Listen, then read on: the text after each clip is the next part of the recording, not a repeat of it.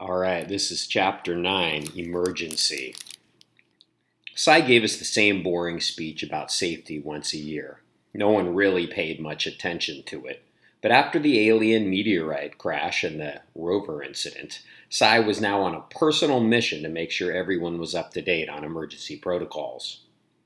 We had to carry a glow stick in our pocket. Cy would stop and check us. We had to make sure our envirosuits were clean and hung up and loaded with a fresh oxygen canister, and that our shoes were always close to our beds, and on and on and on. It was annoying, but tolerable. Until it wasn't. I was lying in bed, fast asleep. After a few weeks of rehab with memes, my sling was finally off, and while I still had the occasional twinges of pain, it was nice to be able to sleep lying down again. That is, until an alarm blared through the corridors, jerking me wide awake. Right away, I knew it was the emergency alarm. The whole settlement was rigged with them. An emergency could be anything from an injury to a fire, but whatever it was, everyone was supposed to rush to that location to help. As the alarm blared through the air, I realized Albie's snores had officially met their match. I squinted at the glowing digiclock. "It's 0300, I said, and groaned. "Let's go," Albie said, slapping his ball cap on and staggering out of bed. When we made it to the source of the alarm, the mess hall, everyone was standing around in their pajamas looking half asleep. Everyone, that is, except Cy, who was alert, dressed in his uniform, and staring at his digitwatch. "What's going on?" I shouted. What's the emergency?" "This is a drill," Cy explained. We hadn't had an emergency drill in years. In fact, I only remembered ever having two. "We're still missing Flossie and Vera," he said. I sat at a table next to Phineas. He was leaning against his cane and wearing his blue button-up sweater over his pajamas. If a piece of clothing could perfectly describe a person, this sweater was it for Phineas. It was fuzzy, with fraying threads and two missing buttons. But it was soft and comforting and always made me feel safe. When I was little and had nightmares, Phineas would tuck that sweater around me and read to me until I fell asleep again. "I believe you children have caused Cy to lose his mind," Phineas told me in a loud voice. "Why do we have to do this in the middle of the night?" Ileana complained. She was wearing her pink pajamas. "Because it's Cy, Peanut Butter," Darby said, and gave her a kiss on the nose. Finally, Vera and Flossie came running in, and Cy turned off the alarm. He shook his head at them. "Took you 5 minutes longer than everyone else," Cy told them. "Wait, this isn't an emergency?" Flossie asked in confusion. "No, but it could have been," Cy said, "and we need to tighten up our safety protocols around here." "I don't believe this," Vera muttered. Cy didn't hear her, or maybe he just pretended not to. "Next time," he said ominously, "move faster." I looked at Albie. "Next time?" Dust it. Everyone was exhausted the next morning. I heard Salty Bill tell Cy that if he did an emergency drill in the middle of the night again, he could cook his own breakfast. And then it was time for chores. Memes wouldn't let me do anything strenuous, no heavy lifting, no bending for hours in the farm, which left only one option: dust duty. The dust on Mars was fine, and it got into everything. It stung eyes and burned skin and caused dust cough. So there were filters to collect the dust in the air vents. They needed to be emptied every day. It was tedious, but necessary. I grabbed a bucket and started my rounds. It was pretty simple. Open each vent, empty the dust into the bucket. Today, there wasn't much. Even though working in the farm was my favorite chore, I didn't mind dust duty. It was easy, and I liked getting to go around the whole settlement. I worked my way from room to room, emptying the filters one by one. When I walked into the generator room, Darby was standing on a ladder, fiddling with something high up on the wall. He was wearing overalls and a tool belt. "That's the wrong mode for that air scrubber, Jelly. Wrong node for the air scrubber, Jelly," Ileana shouted up at him. "No, it's not, Peanut Butter," he said.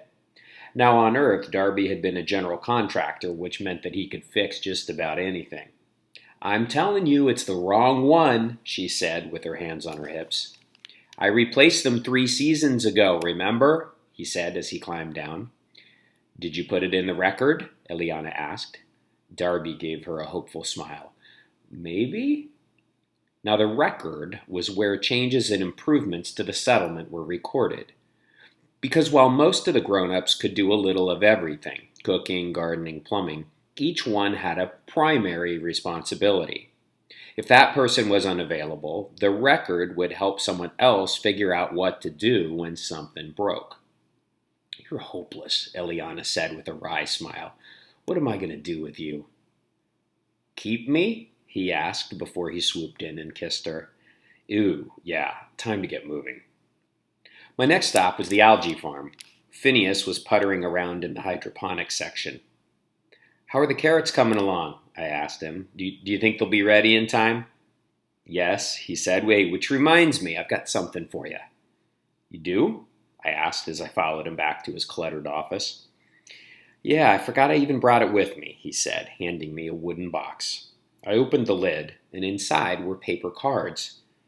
Is it a game? I asked. It's a recipe box, Phineas said. It belonged to my wife. What's a recipe box? It's an old Earth way of keeping recipes. Every card is a different dish. Oh, I said. See, he said, and he picked up a card. This was her recipe for carrot cake. I could read the title, Yummy Carrot Cake. But the recipe was hard to make out. It was written in a loopy hand. What language is this? I asked Phineas. It's English. It doesn't look like English, I said. He chuckled. Well, it's a way of writing called cursive. If you were in school on Earth, you'd know how to read cursive. Yeah, good thing I'm on Mars, I said. He burst out laughing. You know what? Rose would have loved you. Really? I asked. Well, we couldn't have children of our own, he said wistfully.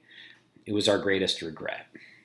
Well, now you have all us kids, I pointed out. His eyes softened. Too true. Hey, you want to know a secret? I nodded. After Rose, you, dear Belle, are the best thing to happen in my life, he said.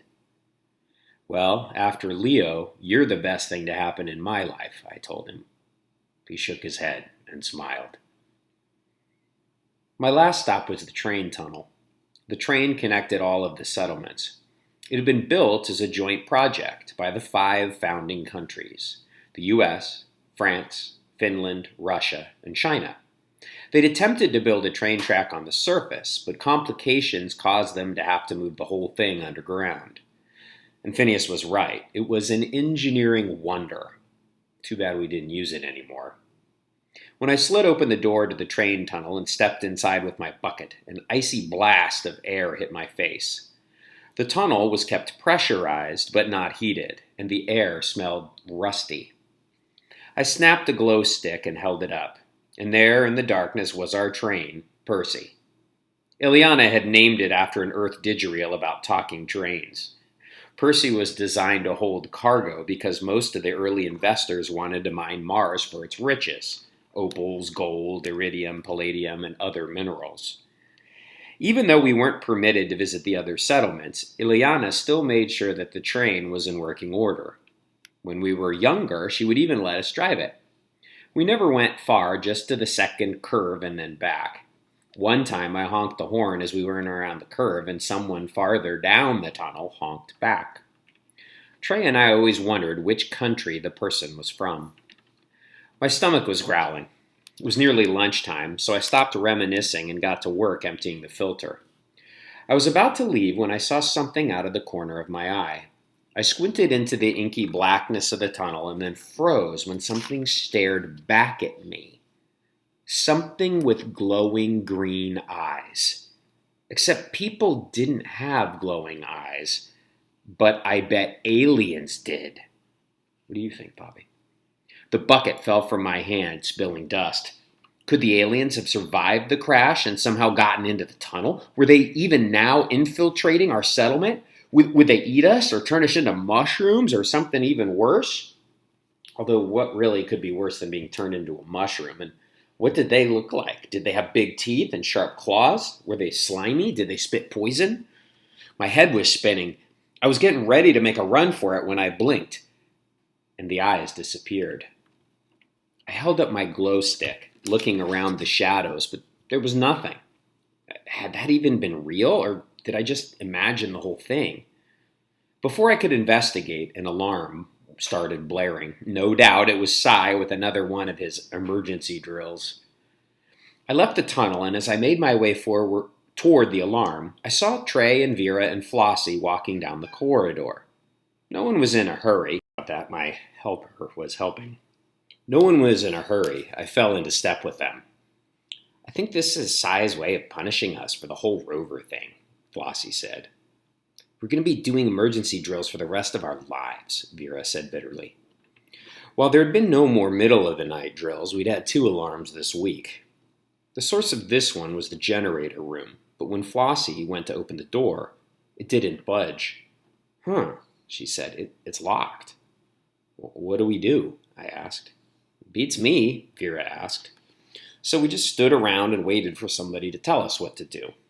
Memes came rushing down the hall carrying her med kit. It's locked, I explained, and we can't get inside. Her face scrunched up.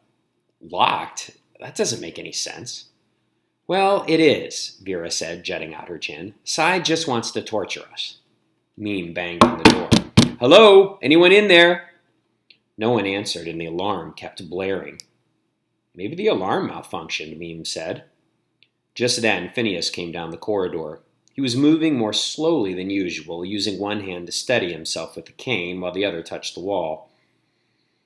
What are you all doing out here when the alarm is coming from the generator room? He asked. Door's locked, Memes told him. The alarm must have malfunctioned. He stared at the door and then looked at Memes. Check the carbon dioxide level, he said. Confusion flashed across her face. Carbon dioxide? Quickly, he urged. Memes scrambled for her med kit and pulled out an instrument, holding it to the crack down below the door. A red light started blinking. Oh no! Memes cried, her face pale. The air scrubber failed!